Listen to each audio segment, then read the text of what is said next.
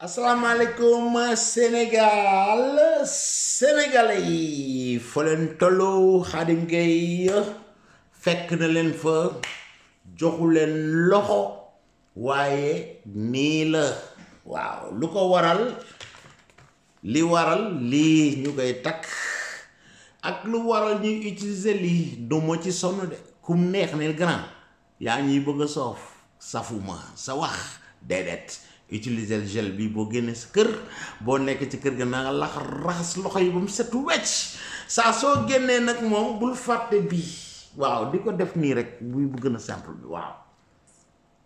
leer na wala leerul waaw waxuma la coronavirus mais li nga xam ne si mooy fële ci Sénégal li nga xam ne mooy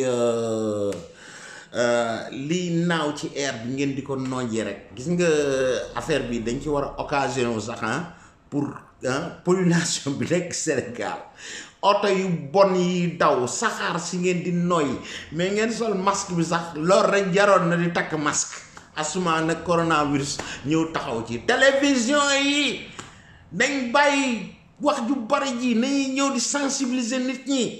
parce que corona jógeegul Sénégal fu leen ci mën a toll di leen jël benn espace bu ndaw ni ngeen defee publicité yi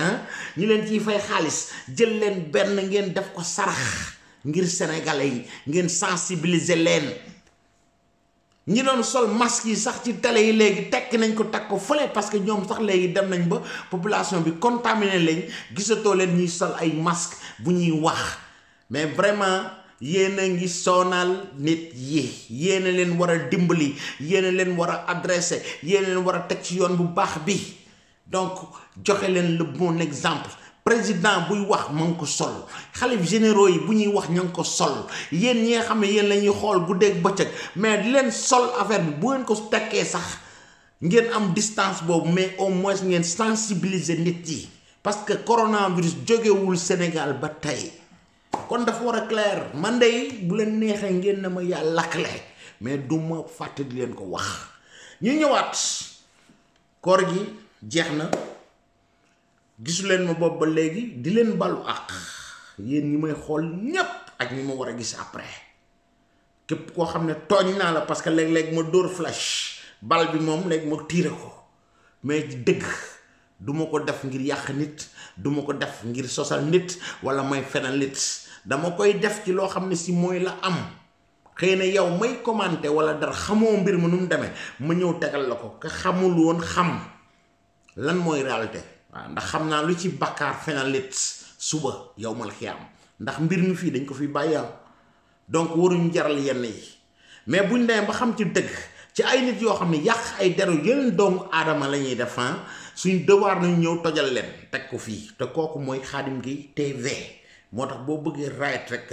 ñëwal nga bind ci chaîne bii nga ñëw nga toog xam ne fii li ma koy waxee toujours soxlawuma quantité mais qualité man yàkkamtiwuma numéro bee dañ fa àgg parce que nitu dëgg yi bis ña ngi Sénégal ba tey fa ndox doon taa boo demee ba tey dañ ko fekk tepp ni ko Youssou Ndour di woyee voilà buñ jógee ci loolu di ñaanal ñi nga xam mooy kilifa diine yi nekk Sénégal ñi nga xam ñoo ko téyee voilà ak kilifa aada yi di président de la république ak ñoom ñëpp di leen ñaanal vraiment yàlla yàggal seen taxawaay yàlla dëgëral leen yàlla musal leen ci xalaat bu bon ci xel bu bon ak lamiñ bu bon bët bu bon lamiñ bu bon yàlla musal leen ci musal ñu ci parce que ñun ñooy jàkkaarloog yéen ku ne moo ñuy jugé ci àdduna lu ñuy def nii du lu jafe du ñëpp a ko ñeme waaye yow mi yor bët bu bon yow mi yor lamiñ bu bon yow mi yor xaar bu bon yàlla na ma yàlla musal ci yow musal ci képp koo xam ne si mooy ñeema la si teel mi musal ci bépp doomu aadama lépp lu ñuy yénante nay lu baax parce que baax ci la lépp xaj seytaane nañ ko teg fële iblis dañ ko teg fële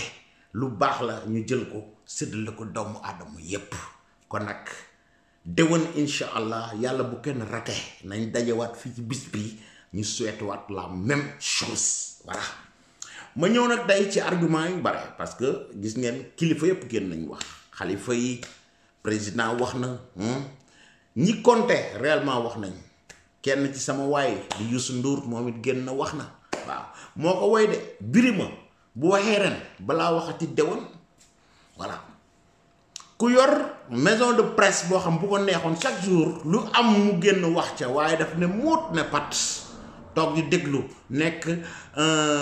kuy suivre comme yéen toog ca këram toog ca divan reer ba suur toog ak njabootam di seetaan moom lim moom léeg-léeg sax ñu wax fa lu ko neexul waaye mu ne pat mosu leen ko dégg mu ne diw waxal lii clashal kii bul wax lee defal la le defe ko nii kooku mooy démocratie nekk koo xam ne du question di ko tagg parce que man nit ki dëgg laay wax ci moom bu doon un vaurien dama naan c'est un vaurien yi dama naan ay vaurien lañ mais les fils dignes du Sénégal ils ont besoin d'être célébrés chaque jour dañu war di leen célébrer képp kuy gor da nga leen a yoral ak képp kuy gor da nga war a wax seen mbaax ndax sama maam daf ma doon jàngal gis nga wax sa mbaaxu morom du yàq dara sa mbaax nit waroo iñaan sa xol dafa war a set sa xol dafa war a rafet donc nit ki bu la bu yàlla bindee sàkk la parce que yàlla dafa bind te wutale bu la wutalee kii rek nangul dogal ba moom tax way na ko nañu nangu dogal bi voilà bu yàlla defee kee mu am fu mu la tanee nanga ko nangul yàlla taneel jox kee mu taneel la ca côté bi nangul ko loola kiy sonn mooy koo xam dafa nangul dogalu suñu borom yàlla may na kii dinaa ko iñaane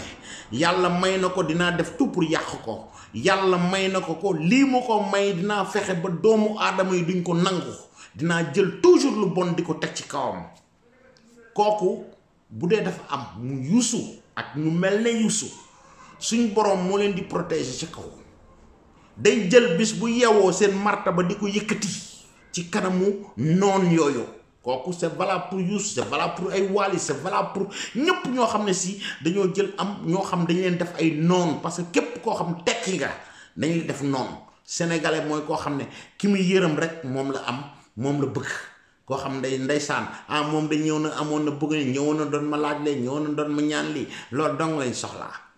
waaye ñii yàlla baaxee ñuy baaxe ñeneen doomu aadama ay nit di am ay problème ñu leen ci taxawu kii nga xam ne sii tamit the king waaw àdduna yépp xam ko mu wóor ma ne Sénégal bu ñu doon wax ban sénégalais moo gën a siiw ci àdduna moom mii la ñuy tudd turam wala ci ñaari tur yi njëkk a wax turam bu dekkul ca pee ba dana nekk ci ñaareel ba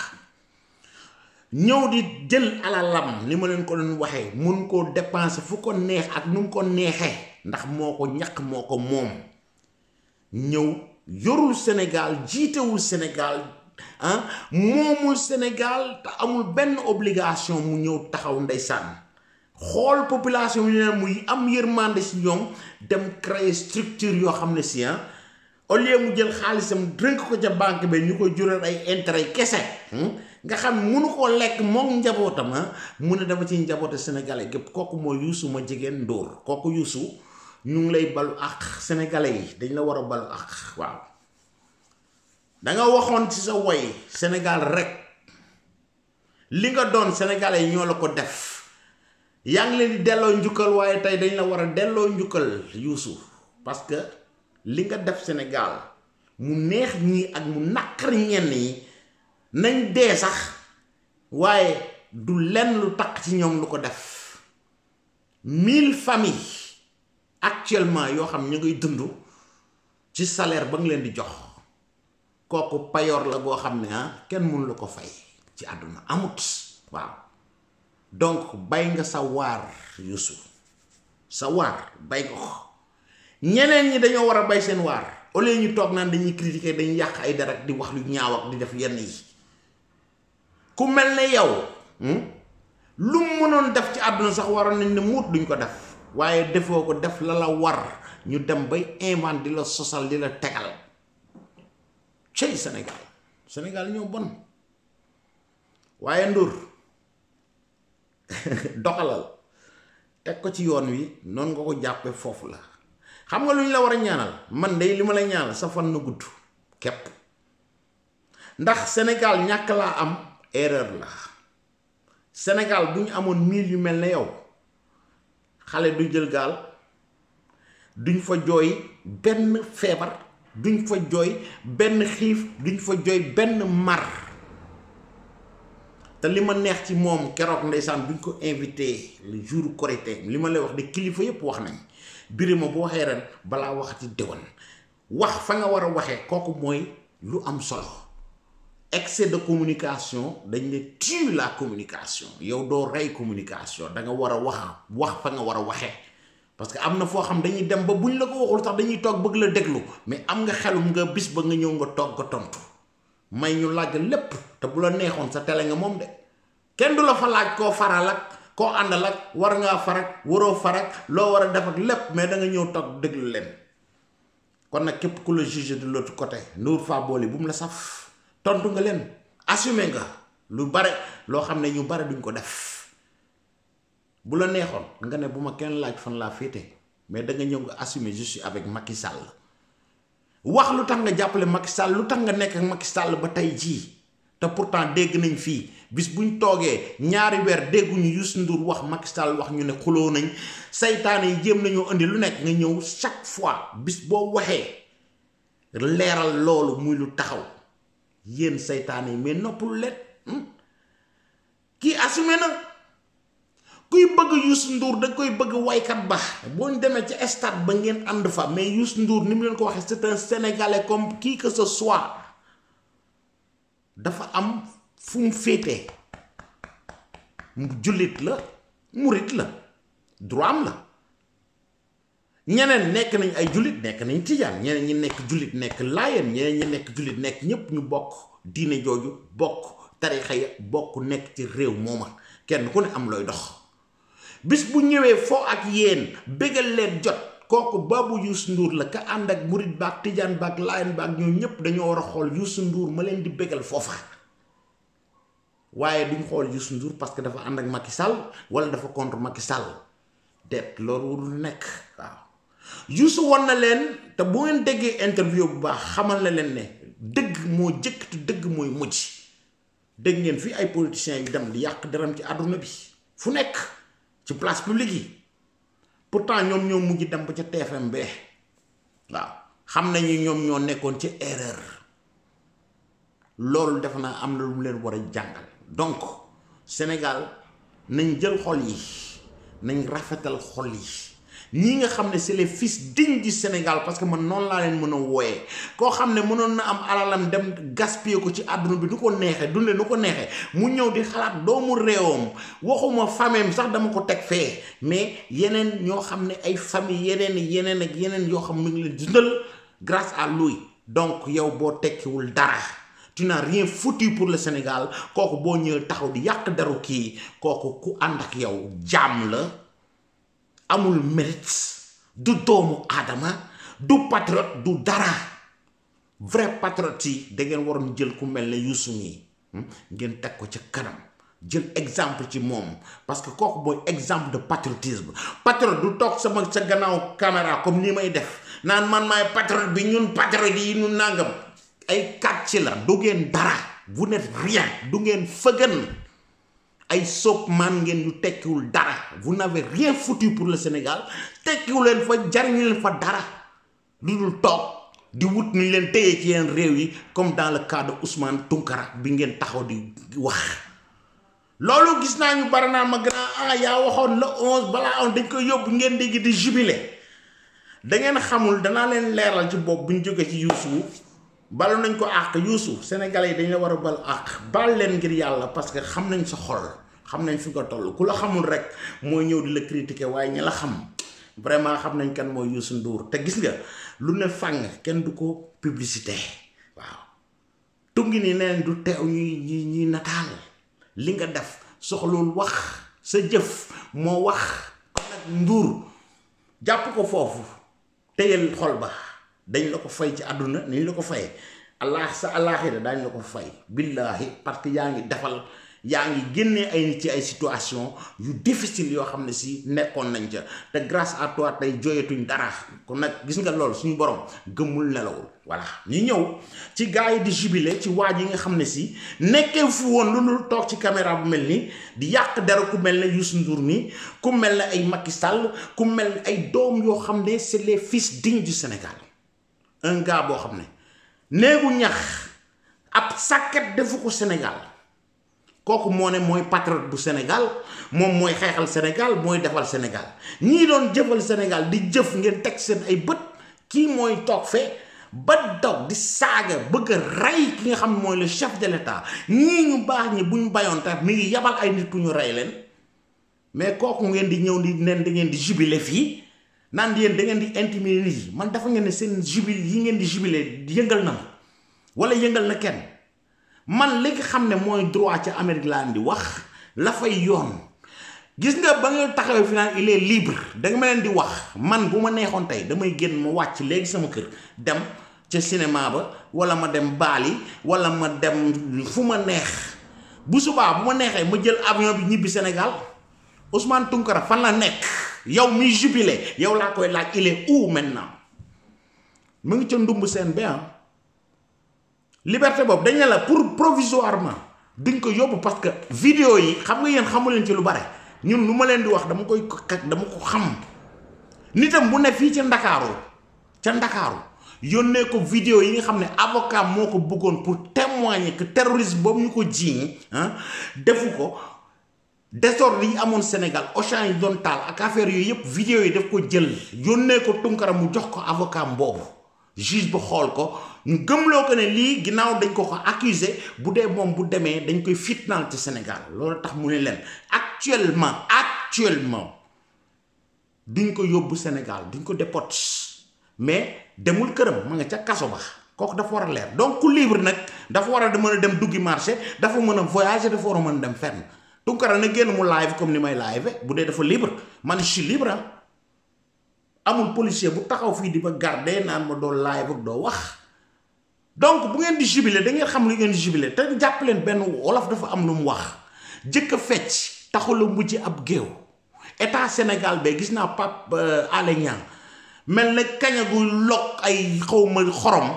ñëw fi naan day chahuter l'état sénégalais affaire yooyu à part qu'il n'est pas intelligent parce que yooyu muy def dana tax état bu ñu nangoon bàyyi yenn sax daañu jël ñu tegaat ko ci kaw Tounkara te kooku mi ngi rey Ousmane Tounkara te loolu xamu ko ndax lan la ay vues la parce que tey boo bëggee siiw ci réseaux sociaux yi dama koy wax yow mi nga xam ne booy mosoo dugg ci réseau yi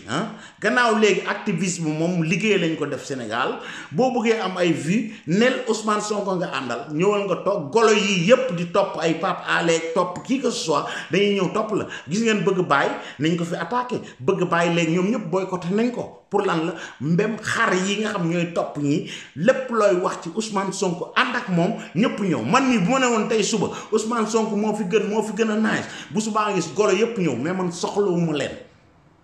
loolu tax ma leen qualité laa soxlawuma quantité Ousmane Tounkara génnagul ca kaso ga il n'est pas libre donc man ma wax leen le 11 dana génn balaa le 11 man du man maay décider le jour man dama leen wax li nga xam ne moom la gouvernement ba décider lan mooy seen ay loi yooyu nag keroog ba juge ba taxay wax AS génn nañ ne ko lii mun a nekk le gars là il n'est pas régulier ici te kooku beneen affaire la bu ñuy lijjanti sinon bu doon dafa libre yéen ñooñu golo yi newoon foofu yéen ay ànd ak moom ngeen dem seen kër ngeen ñibbi mais da ngeen a tàggu comme na ngeen fa waŋeetu woon ba ngeen demee ba yot ngeen ñibbi noonu ngeen demee ñu dugaat oto bi yóbbu ca ndumb siin ba kon nag bu leen fi taxaw naan Sonko non Tounkara il est libre il n'est pas encore libre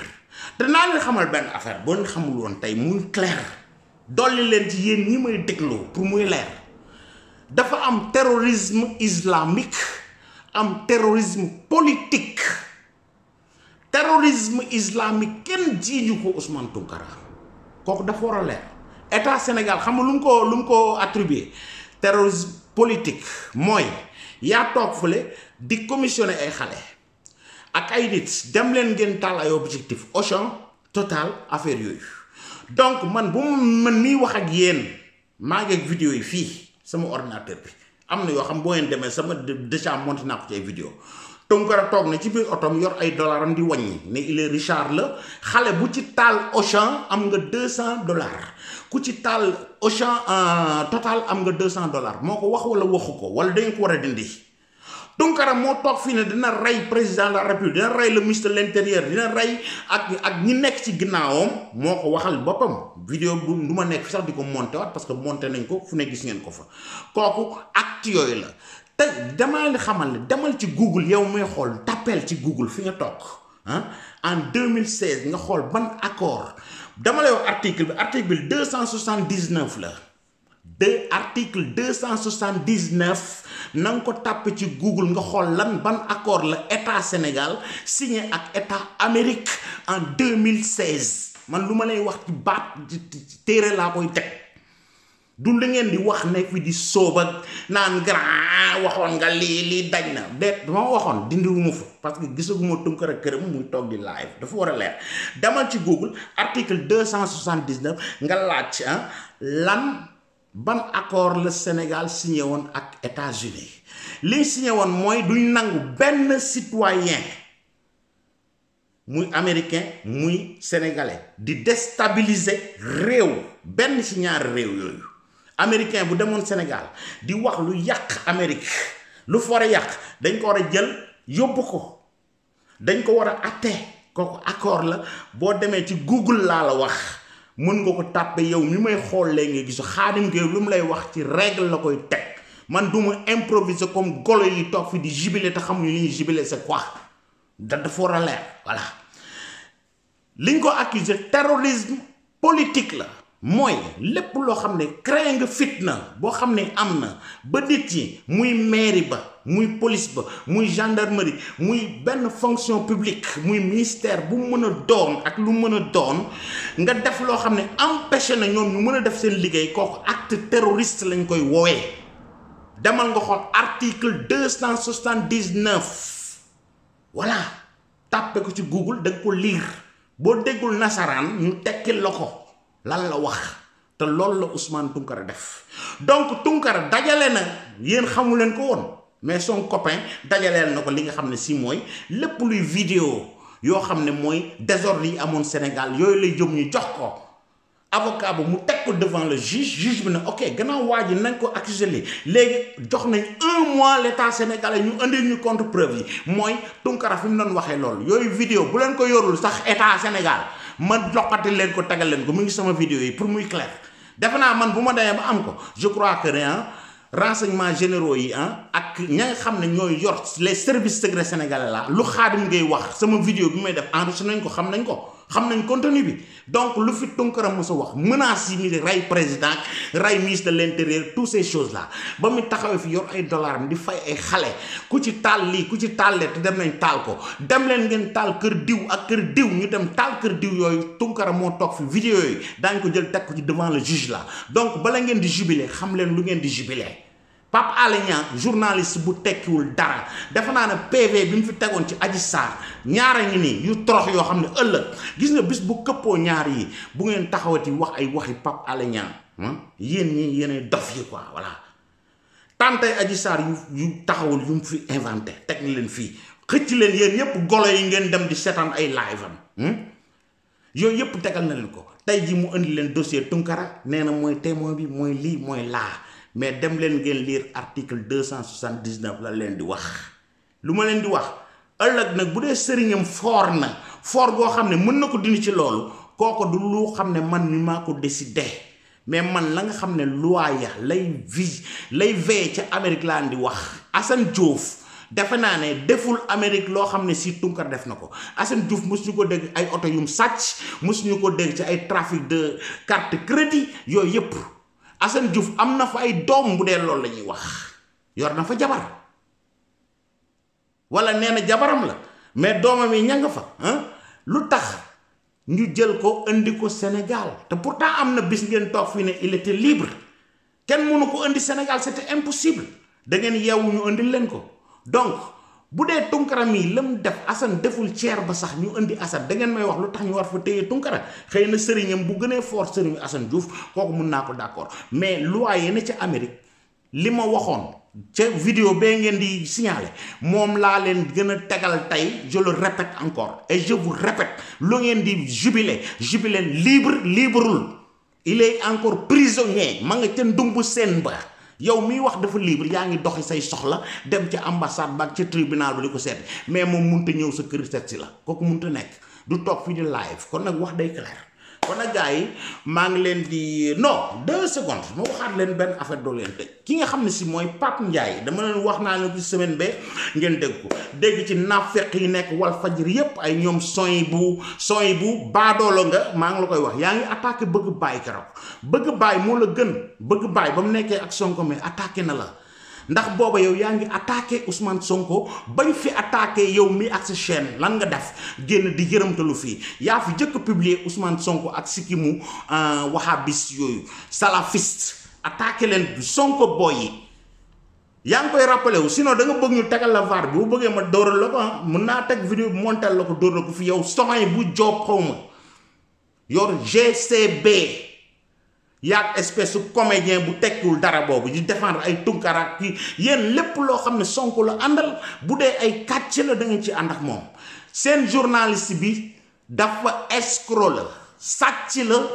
ndax ay nit léegi dem na ba daañ ko juge bu ma juumul suba dina dem dugal na ci ba ay juge bëgg a yàq lan mooy justice Sénégal ndax ay manigance am ay escroquerie yu mu doon def moom moomu lépp dina leer Pape Ndiaye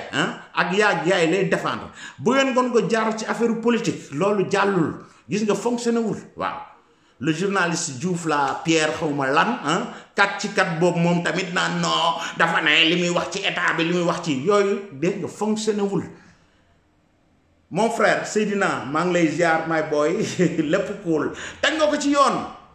te buñ ñëwee journaliste la comme yéen ñi journaliste yéen a war a gën tojal les faux journalistes là sàcc yi nga xam ñi ngi nekk fii di utiliser seen pouvoir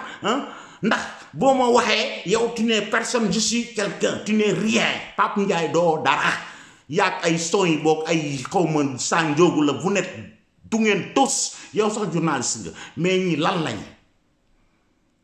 son yi bu bërki dem la doon jooy fii bi ko Sonko boy si di attaqué tey jii xëcc na leen ñoom ñëpp ñëw di jaamu Ousmane Sonko mais yéen ay jaam ñëw di gëmloo yenn ñi di ci mais Walfadjri mais mu ngeen toog yedd seen bopp respecté sénégalais yi tuuti waaw kenn laa fa resté muy Aliou Sow big cap voilà dégg naa keroog bi ngeen invité Ndella Madior Diouf la nga fa wax nit ki foo loo far di waxal nit ki dëgg mais naafeq yu mel ay sooy boog ay espèce de comédien bu tekkul dara boobu ak xawma seen sëriñ boobu ñëw chaque matin kat ci kese la fay def xamul tous dara nga mënut xawma lan la je prononce même pas son nom mais bàyyi leen Sénégalais yi ngeen di fowee leen wax ni ci dëgg waaw triant yi dañuy yàq yéen journalistes yi yii nii si Seydina def ngeen war a def dénoncer leen parce que des triants gis nga waa Walfadjri gis nga li ñuy wax ci suuf ci Pape Ndiaye moom ak li ñu lay wax ci biti dañ lay wax boo leen woo téléphone am naa ci preuve yu wóor li ñu lay wax mooy waa ji yàgg na def yi triant la sàcc la escroc la buñ génnee ci télé yi naan dañ koy défendre non moom kay moo am dëgg dañ bëgg a def mbirum politique da ngeen ñëw da ngeen dox ba dudd fi ay Macky Sall moom moo ko yabal muy def yooyu léegi na réglé ak juge mu ci dugal di jéem a jël 1 million boobu 500 000 ñoom la ko doon jox mais yéen te booy ñëw naan justice Sénégal du fonctionner ak yooyu yëpp te yow nekk ci digg ba di def yu salte yooyu bàyyi nañ la ak juge yi juge yi nañ setal seen der parce que mbaam yu mel nii sàcc yu mel nii escroc triant yu mel nii nañ nekk ay journalistes nañ nekk ay politiciens qui que soit démasqué leen li ñu takkal leen li ñu yor voilà ndax duñu ay doylu ay jaam lañ te buñ ñëwee bëgg yàq ay citoyens sénégalais yoo xam amuñu doole waaw day awandiir li nga def lu nice la yàlla na jigéen ñëpp ak gu góor ku mën a doon buñ la tegee yu mel ni demal nga porter leen plainte duñ tus duñ dara journaliste ou qui que ce soit bu dee ñoom ragalu ci na ngeen génn ci journal yi l'important am leen ay preuve ku leen ci approche yi wut leen ay preuve ci moom am preuve yi ngeen tegal ko bu leen kenn toroxal bu leen kenn tiital kon nag gars yi fii la ñuy yem ba beneen yoon incha allah ñu indi leen yeneen bagage maa leen di annoncé benn femme boo xam ne dafa war a commencé ci Khadim Gueye TV waaw ñu koy tuddee Mami Leader xale boobu di leen wax lan di leen jàngal pour rek ñu bàyyi cadre politique bi léeg-léeg di leen dugal yeneen ci chaîne bi di leen wax les différentes formes de viol lan la ñuy violer jigéen ñi mun ci jàng dama bëgg kooku bu ma ko dugalee aussi ngeen déglu bu baax ay discours am dina commencé def doon benn yoon ci semaine bi sax benn vidéo ci viol ci yeneen thème di jàppale jigéen ñi di leen wax seen ay droit di leen xamal seen ay droit xam ne bu ngeen demee ba am lu ngeen war a dénoncer waru leen ci tiit parce que ñun ñii dañuy ñëw jàpp leen ci il est temps que politiciens yeeg homme de pouvoir yeeg policiers yeeg qui que ce soit journaliste lu mën a doon ñu may nit yi jàmm xam ne ay citoyens sénégalais lañ duñ ay citoyens yoo xam dañoo nekk au-dessus de la loi voilà ñun ñëpp ñoo yem devant la justice kooku dafa war a leer donc Leader di Mami da ngeen ko gis balaa yàgg ci chaîne Khadim Gueye TV mu leen ko proposé rek na ngeen ko aimé yéen ñëpp tamit ngeen commencé di ko déglu semaine bu nekk ngeen di commencé comprendre yu bari quoi ay thèmes yu bari yu muy affronté loolu tamit bëggoon naa ngeen jàppale ma ci jàppale ko ci di ci jariñu yéen surtout voilà parce que ñu bañ a topp ci ay affaire Sonko yu kenn xamul ces vauriens là ñi nga xam ay manipulation ci lañ nekk du matin au soir di dox seen main yi léeg-léeg ngeen dégg loo xam dañ leen jariñ lu leen xamal seen ay droit peace and love Khadim Gueye la du boo ci bindul woon na nga ko def activer cloche bi sa yar ak sa teggin nag lañ soxla sinon xam nga takkal la say bagage laay def man awma temps leen tontu ku ci def leen demal nga xool man rek maa ko mën a lire bloqué sa maam signaler sa maam pàccee beere guys ba ci fan yi ciao